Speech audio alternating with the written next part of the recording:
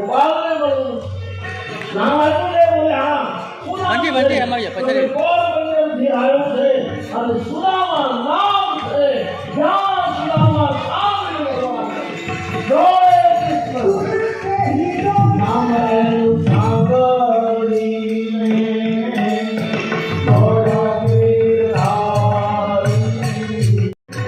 અદ્ભુત દ્રશ્યને તાળીઓના ગગડાટથી વધાવી જય હો સુદામાજી મારી કામગીરી આધારે દર્શન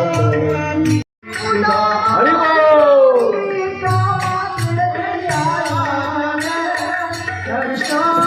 આગતા સ્વાગતા કરી સુદામાને ભોજન કરવા બેસાડ્યા સોના ચાંદીના થાળ 56 પકવાન સુદામા પેલી પોટલી સંતાડે ભગવાન તાંદુલની પોટલી આંચકી લે છે સુદામા બારો બારો એમ બોલતા રહ્યા ત્યાં તો ભગવાન તાંદુલ આરોગવા માંડ્યા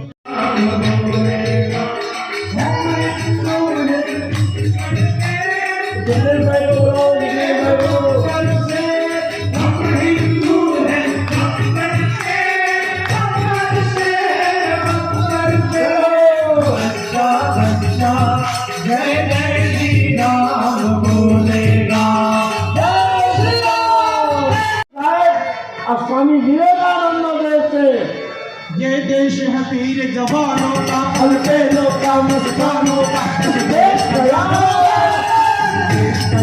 का ये देश दुनिया का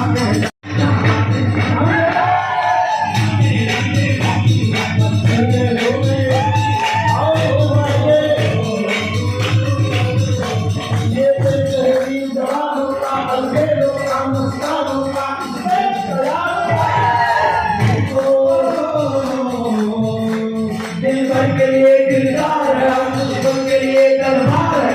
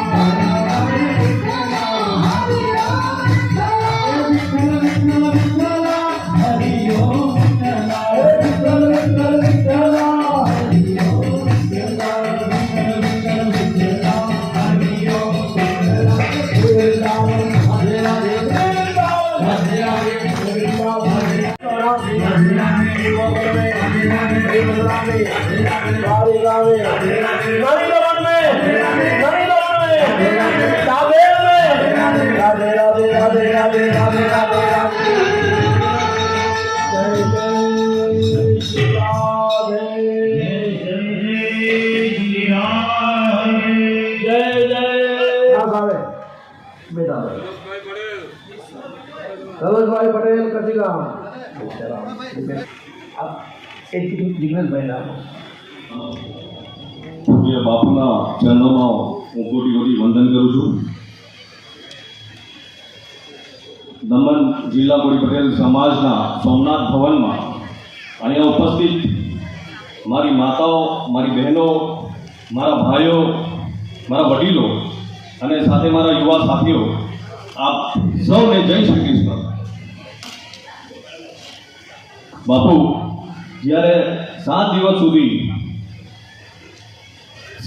સુધી મારી માતાઓ અને મારી બહેનો આટલી વિશાળ સંખ્યામાં અહીંયા કથાનો આનંદ લે છે તો એમને આભાર માનવાનું કેવી રીતે ભૂલી શકું? તો મારી માતાઓનું અને મારી બહેનોનું અને મારા ભાઈઓનું હૃદયપૂર્વક આભાર માનવાનું.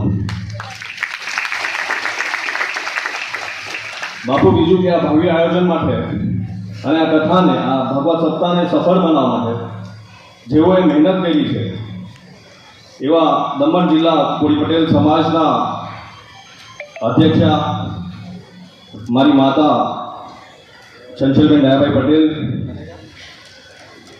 જયંતિભાઈ, ઉમેશભાઈ, ઉપેન્દ્રભાઈ, નાનુભાઈ, ચિમનભાઈ, કાંતિભાઈ, પ્રવીણભાઈ, બાબુભાઈ, રમેશભાઈ, ઈશ્વરભાઈ અને દરેક કમિટીના ભાઈઓને હૃદયપૂર્વક આભાર માનવા માંગુ છું. સાથે આચાર્ય ચેતનભાઈ, ગોર મહારાજ, હિતેનભાઈ, ભાર્ગવભાઈ અને દરેક બ્રાહ્મણોનો પણ હું હૃદયપૂર્વક આભાર માનવા માંગુ છું. સાથે આ હોલમાં જેમણે ખૂબ મહેનત કરી છે એવા જીતુભાઈ, સતીશભાઈ અને ખાસ કરીને મારી યુવા ટીમ બાબુ મહેશભાઈથી લઈને રિકેનભાઈ, રાજુભાઈ, દરેક ભાઈઓએ પણ ખૂબ મહેનત કરી છે, તો એમનો પણ હું દિલથી હૃદયપૂર્વક આભાર માનું છું. મિત્રો, આપણે ભગવાન રામ લલ્લાનું સપનું જોયું હતું, મુક્તિનું સપનું જોયું હતું, અને હવે બહુ જલ્દી એ સાકાર થવા જઈ રહ્યું છે. શ્રી રામ જન્મભૂમિ અયોધ્યામાં ભગવાન રામ લલ્લાનું ભવ્ય મંદિરમાં આપણા દર્શન થશે. આ સનાતન ધર્મ માટે બહુ મોટી વાત છે. જ્યારે આપણા માનનીય પ્રધાનમંત્રી નરેન્દ્ર મોદીજી ભવ્ય મંદિરના, રામ ભગવાનના ભવ્ય મંદિરના દ્વાર ખોલવા જઈ રહ્યા છે, તો એકવાર માનનીય પ્રધાનમંત્રી નરેન્દ્ર મોદીજી માટે જોરદાર તાળીઓથી આપણે આભાર માનીએ. સાથે મારા મીડિયા ભાઈઓ હતા 7 દિવસ સુધી, એ પણ અહીંયા હતા, તો એમનો પણ આભાર માનું છું. મેં દેવો કે દેવ મહાદેવ અને માતાને અને સાથે ભગવાન કૃષ્ણને પ્રાર્થના કરું છું કે આપ સૌના પરિવારને ખુશ અને સુખી રાખે એવી ભગવાનને પ્રાર્થના કરું છું. આપ સૌનો આભાર. જય શ્રી રામ, જય જય શ્રી રામ. એવી અદ્ભુત કથા પહેલા દિવસથી આજ 7મા દિવસ સુધી એના નિર્માણ કરી અને એ યશના અધિકારી જિગ્નેશભાઈ પટેલ છે, જેણે પોતાની વ્યક્તિગત કથાને સાહેબ સાર્વજનિક કરી. કોઈ પાસે પણ ડોનેશન લીધું નથી, કોઈ પાસે એનો ફાળો નથી ઉઘરાયો, એકલે હાથે એણે કથાનું આયોજન કર્યું, પણ પોતાની કથાને એણે સમગ્ર દમણ પ્રદેશને અર્પણ કરી દીધી. 21 ગામોથી પદયાત્રા લાવી અને આખા દમણ પ્રદેશને જોડીને આ કથા કરી. આ યુવાન આટલી નાની ઉંમરમાં સાહેબ જે ગંભીરતા, જે એનો એડમિટેશન પાવર મેં જોયો, એની જે વહીવટી શક્તિ જોઈ, અને એક એક વ્યક્તિ ભાઈ જિગ્નેશભાઈને ભાઈ કહીને બધા બોલાવે, ભાઈ બોલે એ શબ્દ ઉઠાવવા માટે તત્પર દેખાયો. એનાથી હું બહુ રાજીપો અનુભવું છું.